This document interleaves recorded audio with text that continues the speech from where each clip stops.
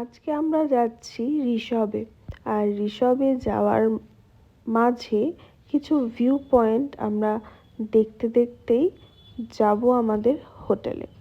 আমরা লাটাগুড়ি থেকে প্রায় একটু সকাল সকালই বেরিয়ে পড়েছিলাম, মানে গরুমারার যে ফরেস্টটা ছিল সেটা দেখেই আমরা কিন্তু ঋষভের উদ্দেশ্যে বেরিয়ে পড়েছিলাম।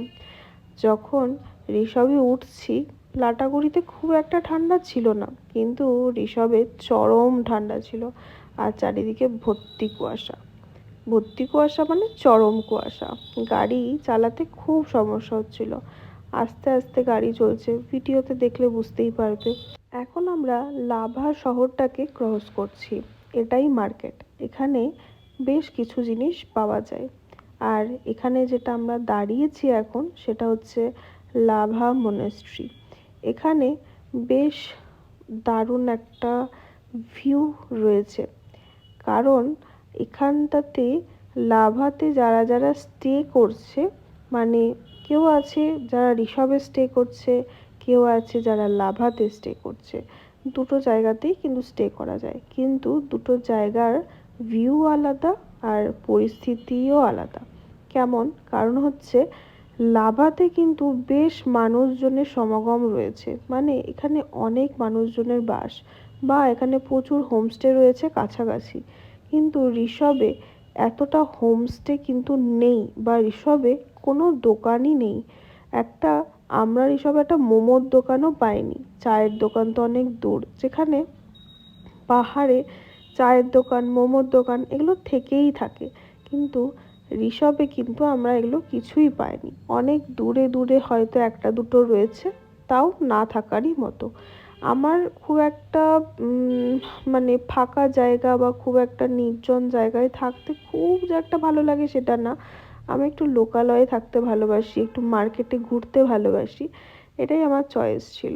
বাট আমরা তখন অতটা জানতাম না যখন রুম বুকিং করেছি। তো এই ইনফরমেশনটাও ভীষণ দরকারি। যারা ফাঁকা জায়গা পছন্দ করো, একটু অন্যরকম অফবিট, তারা অবশ্যই ঋষভে ট্রাই করতে পারো। আর ঋষভে কিন্তু চরম ঠান্ডা হয়, ঠান্ডা হলেও বেশ ভালো লাগে। আর আমরা যে মনেস্ট্রিটাতে এসেছিলাম সেখানে এটা সেল হচ্ছিল, আর এটা আমরা ট্রাই করছিলাম। কি সুন্দর এই আওয়াজটা! প্রথমে এইখানে যে দাদাটা রয়েছে সে আমাদেরকে এটা দেখালো, তারপরে আমরা নিজেরাও একবার ট্রাই করলাম। সাউন্ডটা সত্যি অমায়িক, দারুণ লাগছিল। তারপরে আমরা এখান থেকে বেরিয়ে পড়লাম। তারপরে আমরা পৌঁছে গেলাম আমাদের হোটেলে, যেখানে আমরা স্টে করছি। এখানেই একটা হোটেল, আর বাকি হোটেল তোমরা খেয়াল করো অনেকটা দূরে। আর এখানে এই একটাই রাস্তা। আর আমাদের হোটেলের পাশে আর একটা হোটেল ছিল আমাদের হোটেলের ডান দিকে।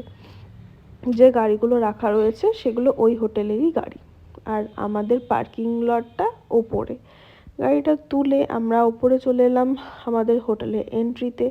এখানে ফার্স্ট একটা ক্লপসিবল গ্রেট রয়েছে, আর এখানে একটা ছোট টেবিলের ওপরে কিছু কাপ, বোতল, গ্লাস এগুলো রয়েছে।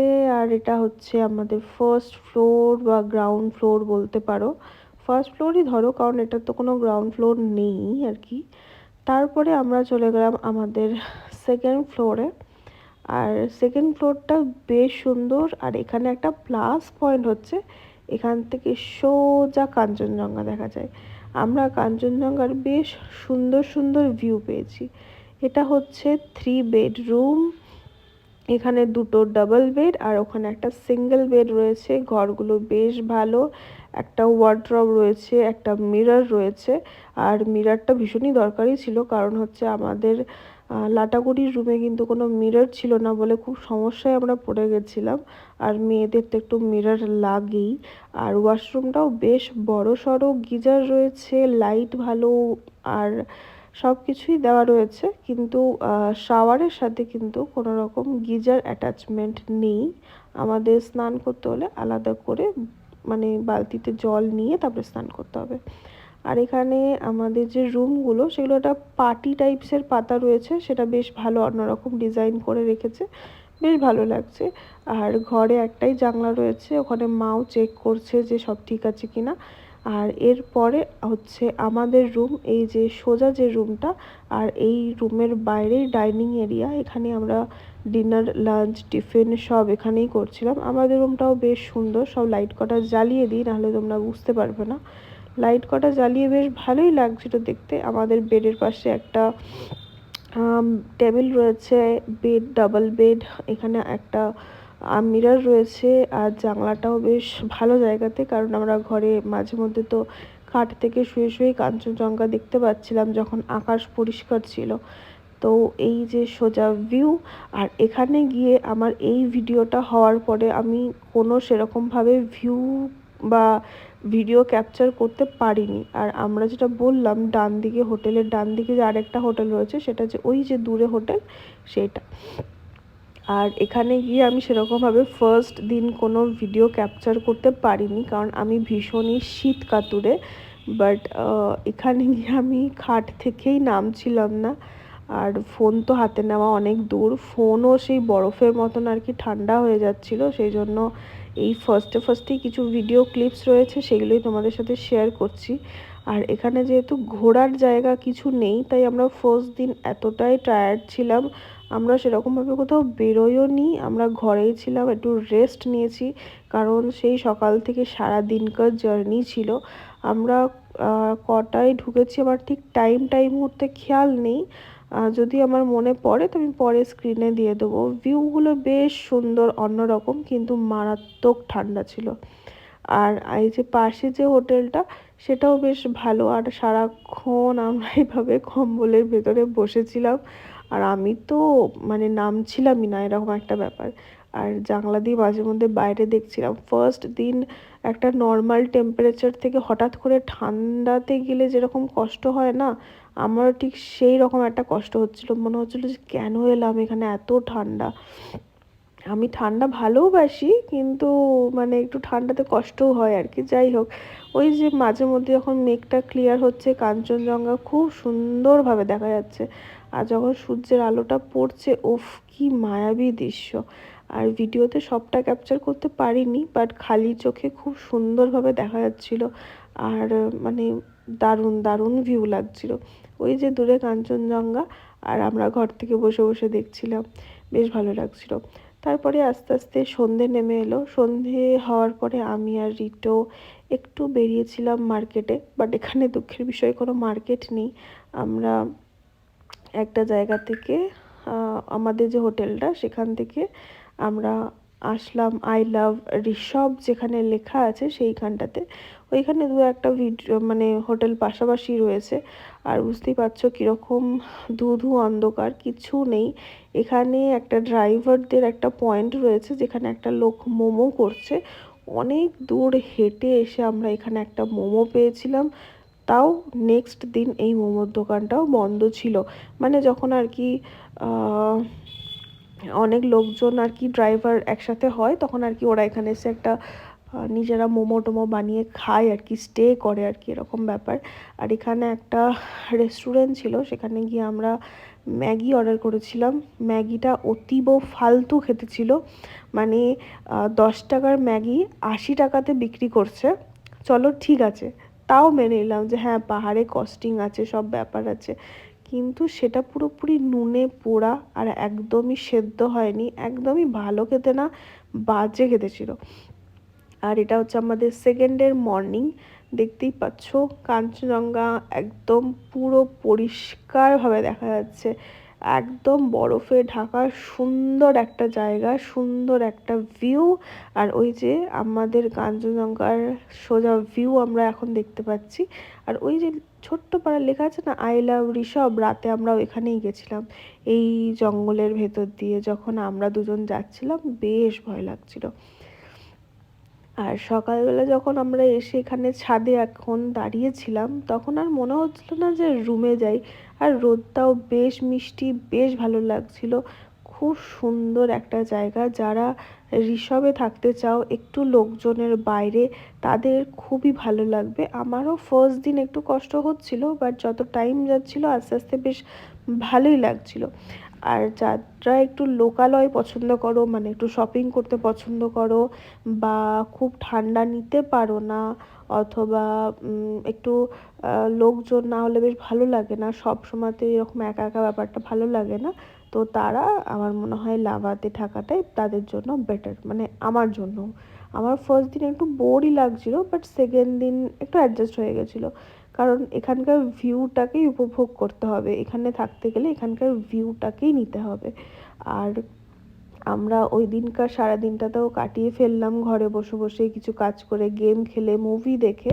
তারপরে আমি আর রিতো নেক্সট দিন, মানে যেদিন আমরা লাস্ট আর কি রিসর্টে ছিলাম, সেদিন আবারও আমরা বেরিয়েছিলাম দুজনে।